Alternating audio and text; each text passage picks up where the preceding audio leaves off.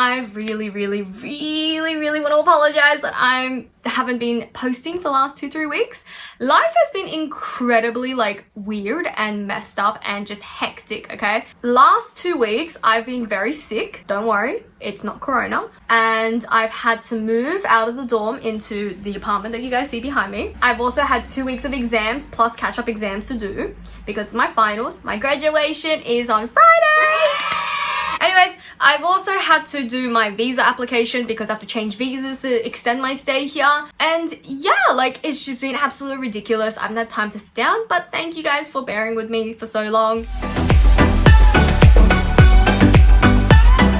Hey guys, and welcome back to my channel, and welcome to anybody that is joining me for the first time.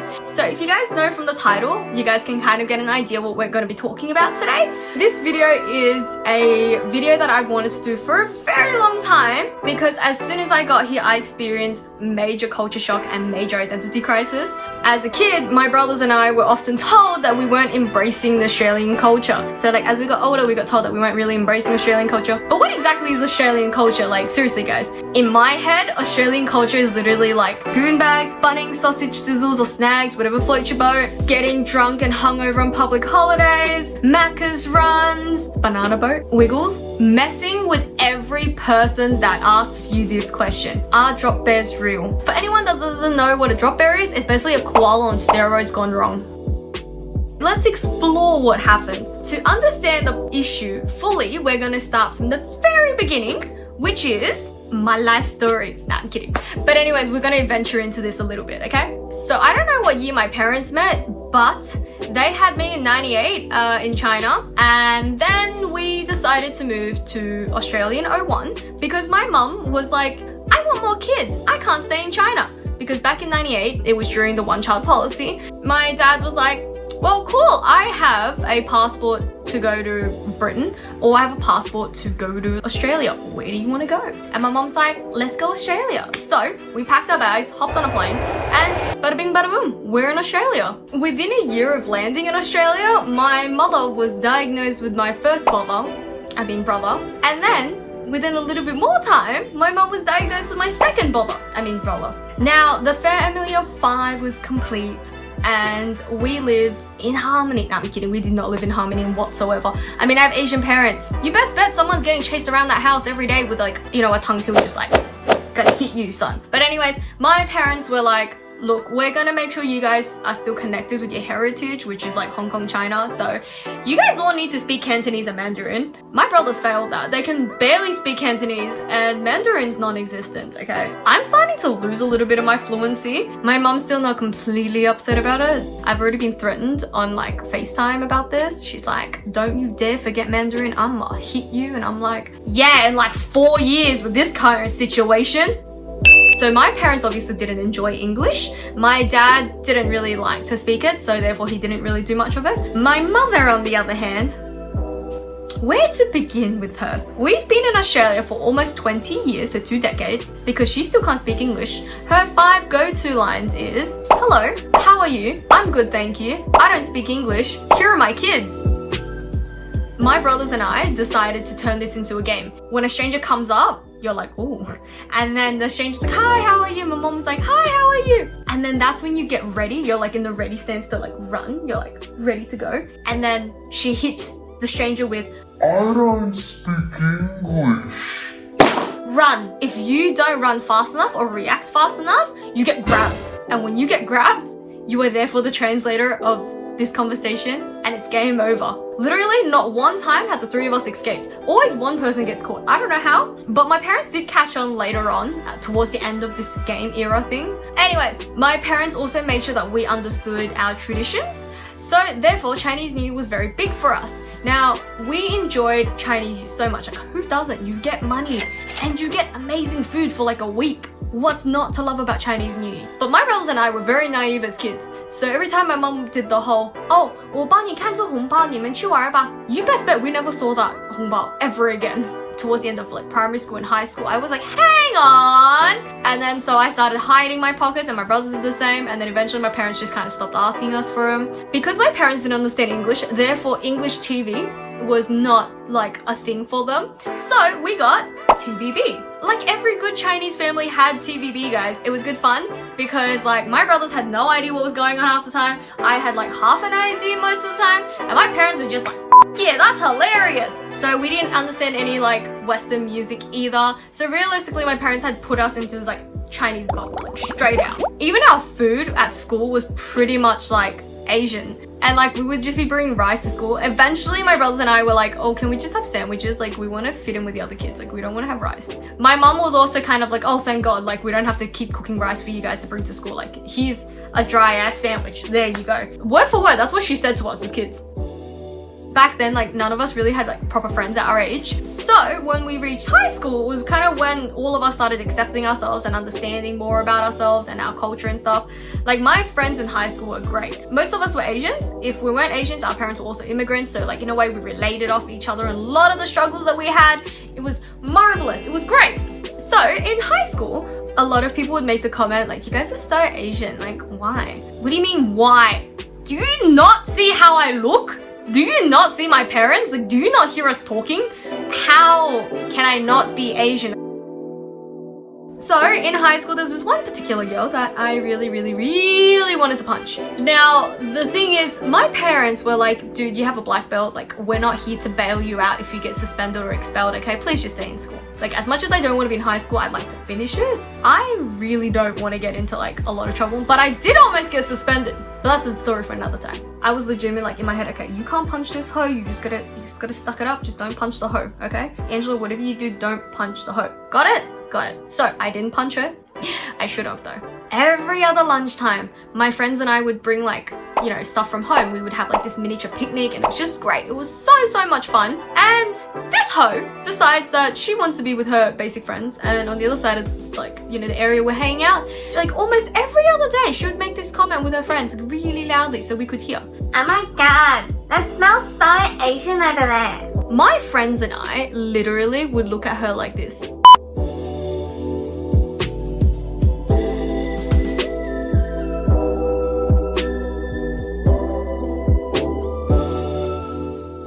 Unfortunately, I had cooking class with this hoe. Actually, I should probably stop calling her a hoe. So this chick and I had the same cooking class, and one time we were making a Thai beef salad, and literally we walked into the classroom and we were getting changed, and I was like to my friend, yo, I smell fish sauce. And my friend's like, dude, I smell the same. It smells good. This chick with her friends are literally at the back of the classroom, and they're literally like, oh, of course you know it's fish sauce. Mind you, my parents told me to bite my tongue and not punch her. But I was about this close to getting that textbook on the table and shoving it down her throat. Like, I already put up with your stupid antics at lunch and recess already. I don't need to hear it in class, okay? That pretty much is my experience growing up as an Asian. Like, some of it. I'm sugarcoating most of it, okay? I'm not gonna get too in-depth about, you know, the bullying, the microaggressions, the comments, the stares, and like just in general, like the prejudice that we had. Obviously it was there. I just didn't want to address it in this video, because if I addressed it in this video would be way longer. So we're gonna save it for another time. As some of you guys know, I'm currently living in South Korea, and I've been here for almost 5 months. Yay! A little part of me, when I first moved here, I thought, maybe because I'm so Asian at home, maybe I can be okay here. Like, maybe I'll fit in. I was so wrong with that. As soon as I landed, people were like, you're very Western, you're very foreign. And I'm like,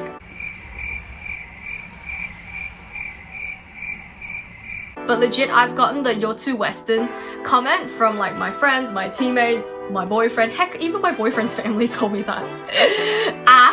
It is what it is. Like, I spent like 2 decades growing up in a Western country. Like, what are you guys expecting? But also, my country's like, bro, you're too Asian, get out. And I'm like, what do I do now? You can't win. You realistically cannot win this, whatever the f this is, okay? But I have been having lots of fun with the fact that I'm too Western here. And actually, surprisingly, people actually don't make those like the hateful comments like they did back at home. People would come up to me and ask me for directions. A, I can't really speak the language very well. B, my sense of direction is atrocious. Like, okay, I have Google Maps and I still get lost, okay? The best way to show you guys how bad my sense of direction is, I've been running the same track every year when I first got to Korea for training, and I got lost every single year. How does that happen? I don't know, but it happens. So when Koreans come up and ask me for directions, I'm just like, 죄송합니다. 저는 호주 사람. 한국에 못했어요. That's probably still wrong, pronounced wrong, because I still can't pronounce ha. I literally say that to them, and then they're like, 알겠습니다, 고마워, and then like they walk off, and then like you see them struggling, and you're just like, no wait, come back, I'll figure a way out. But I can't help them, so why do I do this? But my friends are too busy over there freaking laughing their asses off. Do you know why? Because they're Caucasian. People don't go up to them for directions, they come up to me. Except like my level Korean's like here, and their Korean's like here. So like, come on guys.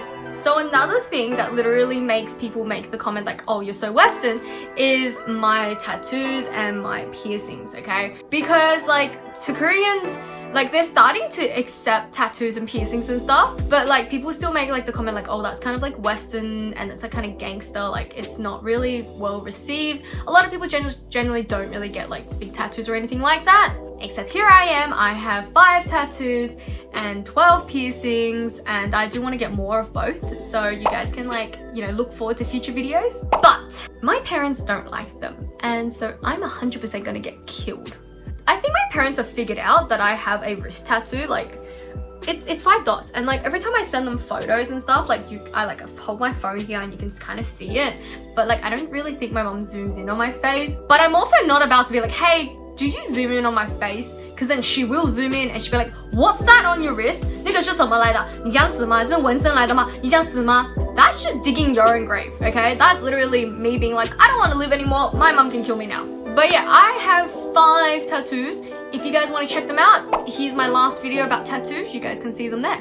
When I went to meet my boyfriend's parents for the first time, I also have to edit that video to show you guys. When I went to meet them, I was like to Jin, I'm like, oh my god, are your parents really gonna be okay with me having like visible tattoos? Like you can see them when I wear shirts and stuff. He was like, it's okay, my parents are pretty chill. Like they know you're like a Western person, like you're foreign, so it's okay. And I'm just like, okay. But yeah, his parents are really lovely, and I'm looking forward to going to see them and spending Chuseok, which is Korean Thanksgiving, with them in October. So obviously language is a really big thing for me, and because I can't really speak the language, I get very anxious, and that literally stems back from like not being able to speak English in my earlier days. So because I was always so anxious when I was speaking English back at home as a kid, and like childhood anxiety, which then progressed to being adult anxiety, which is anxiety by itself, I am extremely anxious when I think someone's like not understanding what I'm saying, or like, you know, when they're just kind of like confused. Like I just go like freaked out in my brain, but my face is just like, but inside my head, it's literally, oh my god, she doesn't understand me, oh my god, what do I do, But yeah, like that's chill. So I obviously don't speak too much Korean when I don't know how to say it, or if I'm not comfortable with the phrase. So when people like try to have a conversation with me, I get very like flustered and I don't know what to say, so then it's just like awkward, and then we try to like play charades back and forth until one of us like, you know what, screw it, let's just get a translator out. Yeah, good times. You go to a restaurant and then you're like, 안녕하세요, and then they're like, 안녕하세요, and then like they start speaking really fast, and I'm just like, and then like I kind of chuck the whole 한국에 못했어요. And then they just stand there, and then I'm just like, 이거 감사합니다. And then they're just like, okay. And like that works, okay? I am disappointing strangers as much as I disappoint my parents. Yes! What a time to be alive, guys. But realistically, should I be really celebrating that? My entire life, I've been told that I'm too Asian in Australia, and that's literally because my family immigrated from China, and my parents didn't really know how to integrate themselves completely in Western life, which is chill. They did their best, you know? You can only do what you can do with the things that you have, okay guys? When I moved to Korea, I thought it'd be a little bit better, but the only fitting in I'm doing is my face. Everything else is pretty damn hard. I think it was a big eye-opener. Like I was at one stage, oh my god, I don't fit in anywhere. Okay? I can go to China and Hong Kong and they will still tell me you're too foreign, you're too Western. So people that are like me, that grew up in one country but had to embrace another culture because of the parents, and then went out exploring. Y'all can feel me on this one, but it is hard to fit in sometimes, okay? But we're doing our best, okay? I'm here for you guys. If you guys need anything, okay, not anything, but like if you guys need someone to talk to, you guys can hit me up. My contact details are in the description box, okay? Just a little song suggestion, you guys. So there's a song called Stand Out Fit In, and literally it's one of my favorite songs, like all-time favorite songs. And it's not because it's like from my favorite band, 1OK Rock, but literally if you guys listen to the lyrics and watch the MV, it's so good. For anyone that was struggling to accept themselves growing up in another country and like, you know, they were being taunted by other people, like this song really hits the feels, like hits so hard. It connects really well too. If you guys are after some songs that hit the feels, check out the song. The link is also in the description. But now it's not so bad because like I have friends and family here and in Australia, and like everyone's really nice and everyone's really supportive. Like they don't care. They're like, look, you can be too Western, but we still love you. It's chill. Like you're a mess, but we still like you. Yeah, I am just very lucky. I hope you guys really enjoyed this video and you guys were able to relate off some of the stuff that I said. If you guys really enjoyed it, please don't forget to give it a big thumbs up and drop me a comment in the comment boxes below, and I will definitely get back to you guys. If you guys want to stay in the loop for future videos, don't forget to hit the subscribe button. And if you guys want to know what's happening in between my uploads and why I'm actually not uploading at all, you guys can definitely see my Facebook and Instagram. I do post up there pretty regularly, so you guys will get to see what the heck is going on. I don't have much else to say. All I want to say now is that I hope you guys have a wonderful day, night, week, and until I see you guys next time, don't forget to smile. Bye!